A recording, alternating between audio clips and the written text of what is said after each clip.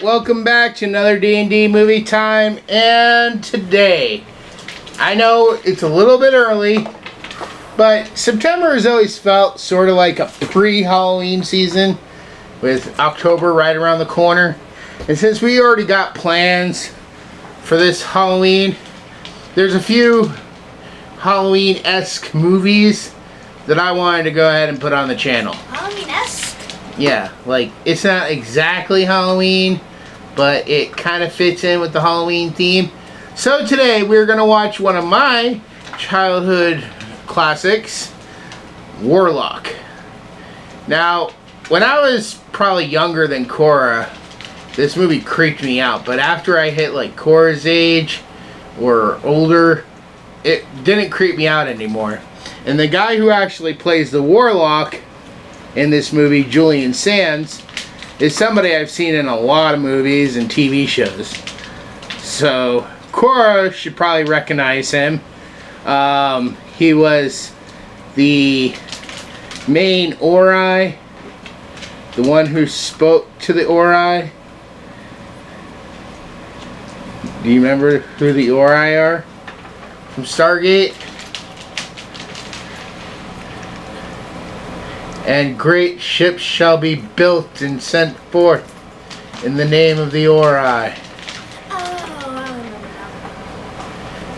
that. The one who wore like the robe and talked to the flaming wall. I know. Anyways, that's the guy who plays the Warlock. So anyways, this is back from the 80s. Way back before you were born. So, alright, we're going to go ahead and jump into this movie, and when we get back, Cora can tell us what it was all about. Bye.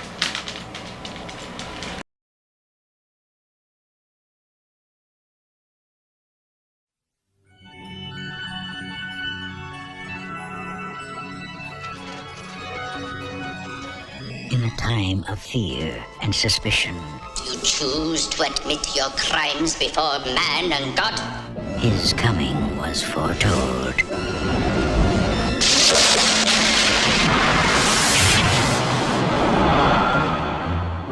Now, he is here. You know the signs. You are bewitched.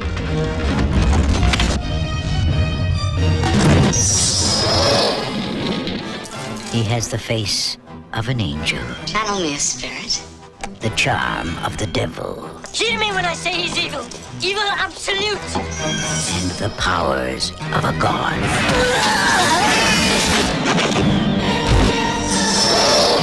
Satan also has one son.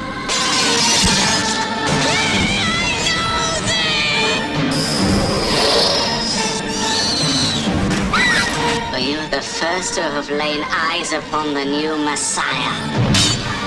Now, an enemy from his past, Who appointed you executioner? and a girl from the present. Do you know what he's capable of? Next time, he's gonna kill me. I'll not let him harm you. Are the only hope for the future.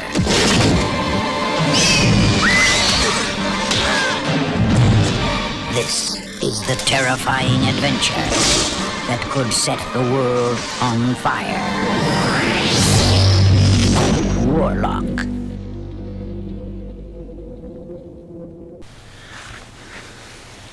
Alright, so Cora's not really feeling much up to doing this, so I'm just going to do this so we can get through this movie. Alright, so the movie starts off with a man captured in a tower in the year like 1692, I think they said. And we learn that this guy is a warlock. He's sentenced for death. He was captured by a man named Renfield, and was they're leaving him to get things ready for the execution, suddenly stuff starts happening, and a tornado kind of appears where the Warlock is. Renfield jumps into it, and they get whisked away to, well, I mean, you're not really supposed to know at the time, but it turns out it's like 1988. Where we pick up with our main character, Cassandra, who's your basic 80s girl living in California, And the Warlock is found, like, there's a loud crash, and the Warlock is laying on the ground in her living room. Her roommate comes out, who's a guy, maybe gay, maybe not. It was kind of unclear the way they talked about in that movie, but they put the Warlock to bed. In the morning, she's getting ready and leaves for work. Once she's gone, the Warlock gets up, basically kills her roommate. Then he decides to go to a bookstore where he tries to communicate with the devil, or I'm guessing that was the devil, or some demon who works for the devil, but I'm pretty sure it was the devil. And the devil basically tells him, find my lost spell book, and if you undo creation, I'll make you into a prince of hell. So that's what he's basically going to go do now, and he takes the eyes of the person who got possessed, so the eyes can lead him to where he has to go. Meanwhile, Cassandra comes home from the police station when they told her about her dead roommate, and she crosses paths with Renfield, who was also brought to the 80s, and she calls the police, has him arrested. But then after they arrest him, the Warlock shows up, destroys this old vintage table they had in their house, and from there he curses her so she ages 20 years every day. So realizing that she's aged suddenly 20 years overnight, she goes and gets Renfield. He basically explains that it's not just a one-time thing. You will age 20 years every day. So today you're 40, tomorrow you'll be 60, then the day after 80, and you probably won't make it to day 3. So they're on a time clock to go and get the Warlock and take back the bracelet he took from Cassandra, and they're using this compass thing that I guess he had on him, luckily, when he went into the tornado thing. But yeah, they're using that. They finally decide to use it where they put it up in the car. You would think that would have probably been something they might have done a little bit earlier. But they end up tracking him down to this farmhouse, where the farmhouse people, well, one of them is a Mennonite, almost like an Amish person. So, like, they know that there's something going on. And Renfield basically tells them to, nail the windows shut, make sure he can't get out. And from there, they end up having a confrontation, Renfield and the Warlock, but he gets away. But he doesn't get away without being injured, and he can fly now because he killed a kid earlier in one of the scenes that he was in while they were hunting him down. So Cassandra gets her opportunity. She gets back her bracelet, and she decides, okay, well, I'll stay and I'll help. And she tells Renfield, well, we're going to take a plane. So they take a plane all the way to Boston, which is on the other side of the country. And the Warlock, he's actually hiding in the luggage compartment underneath. So during the plane ride, Renfield knows that something's going on, but he can't find the Warlock. So he's like, I don't know. But anyways, they get to a church. They find out that the rest of the pages were buried in a cemetery. And it just so happens they were buried with his body. So, kind of there, you can kind of tell that he's going to be successful and he's probably going to be sent back home. Because, how could they bury him in the past if he's in the future? Something they should have thought about but was never actually mentioned. And since the world is still there, obviously they were successful. So this is like one of those rare times where you kind of already know that they're going to succeed. Because the future has already happened. it's a whole Back to the Future thing. We'll talk about it when we watch those. Anyways, so the Warlock shows up. They have another brawl between Renfield and the Warlock. And he actually doesn't have a name. That's actually the name they just called him in the credits, Warlock. So he gets the book. But Cassandra, at the last minute, she uses her diabetes needles filled with salt water, since salt hurts them, and she injects salt water straight into his body, which causes him to burn up, and then Renfield gets sent back home, and she ends the movie by taking the pages and burying them in a salt flat. I always thought it was like the ones in Utah, but I don't know. But anyways, that was Warlock. When we come back, we're going to take a quick break. When we come back, we will give our final thoughts and scores. See you in a minute. Bye.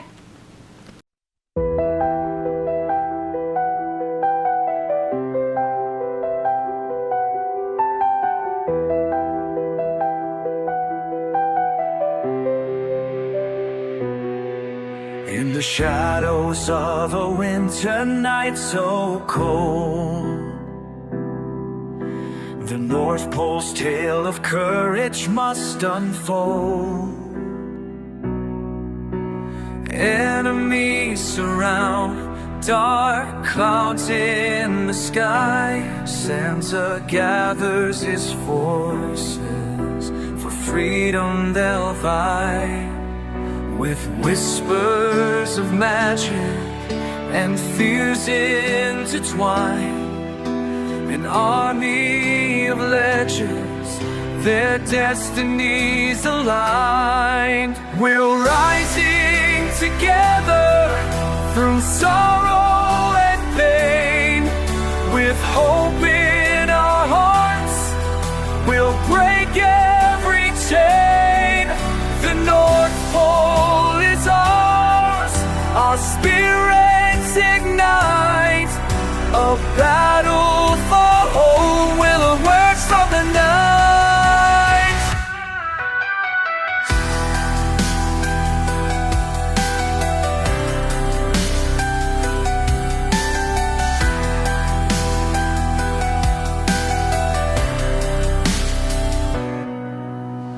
Elves with their laughter, warriors at heart, trolls with their strength, ready to take part. Fairies will beckon the winds to obey, as goblins plot mischief to light up the fray. In forests enchanting, where darkness has grown, dwarves and humans uniting, reclaiming their throne. We're rising together through sorrow and pain. With hope in our hearts, we'll break every chain. The North Pole is ours, our spirits ignite. A battle for home will emerge from the night. So gather your courage, let courage unfold. For the magic of winter is a sight to behold.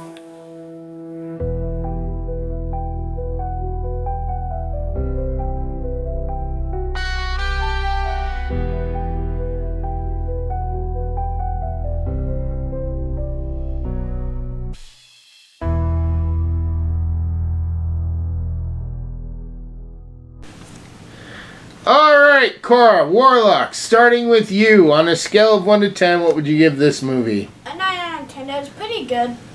My favorite character was Cassandra. That's how I say her name, right? Yep, Yeah. Cassandra with a K. I was literally about to say that. How could you? Because she says it like 5 times in the movie. And then he even says it once. It'd be funny if her actual parents worked out of birth certificate. Maybe with a K is her last with a name. K. Maybe with a K is her last name. No, with A is her middle name. K is her last name. Literally. Yeah. Anyways, what'd you think of the Warlock? Surprised you gave this a 9 out of 10. I would give it a 9 out of 10. What? I would give it a 10 out of 10. Anything else you want to say about this movie? To be honest, that's probably just scared you. But Well, like I said, when I was a kid, I was only like 6 or 7. And, I mean, back then, and it was just that one scene with the eyes in the bookstore. It was kind of freaky. You didn't even see him. Oh, yes, you did technically see him cut out the eyes, but like. No, it was the face of the demon on the person. Like. Yeah, but like, you didn't see him grab the knife, the camera looking down at the face, and him chucking the eyes out. But other than that, yeah, this movie wasn't that scary. But anyways, is that it? Yep. Alright, moving on to my score. On a scale of 1 to 10, I'd honestly give this movie like a 7 out of 10. I mean, it's a good movie. I don't mind watching it from time to time. It's not the greatest thing going, but I mean, I think I might have seen the second or third one. Wait, what? I didn't care for it, so I didn't ever watch it. I thought the first one was the best one. There's The rest more? sucked. Yeah, but we're not gonna watch them. But they all include Julian Sands, and it's kind of like, wait a minute, how is he the Warlock again? He died. So that makes no sense, and yeah, it wasn't that great. Okay, yeah. So I like this one. It was fine. It should have been a standalone movie. I'd even be okay if they were to remake this movie now. It would kind of be interesting to see what they would add or what they could change if, like, They should probably they remake it now. They should probably remake the other two and actually make it make sense. I don't know. Like I said, I don't remember what they're about, so. But alright, that has been our review for the movie Warlock. Still don't know exactly what all we're doing this month, but we're probably going to do a few more things. And then next month, for Halloween, we will be doing a lot of Stephen King. So, yeah, we haven't done much in the past couple months for Stephen King movies. Why do we just watch Stephen King on September? September? Yeah. We're going to be doing Stephen King movies during October. Why not do some in September? Because we got a lot we're doing in October. We can view it But now. that's going to go ahead and wrap up this review. We will see you all next time. Be sure to like, comment, and subscribe. See you in a bit. Bye. Bye.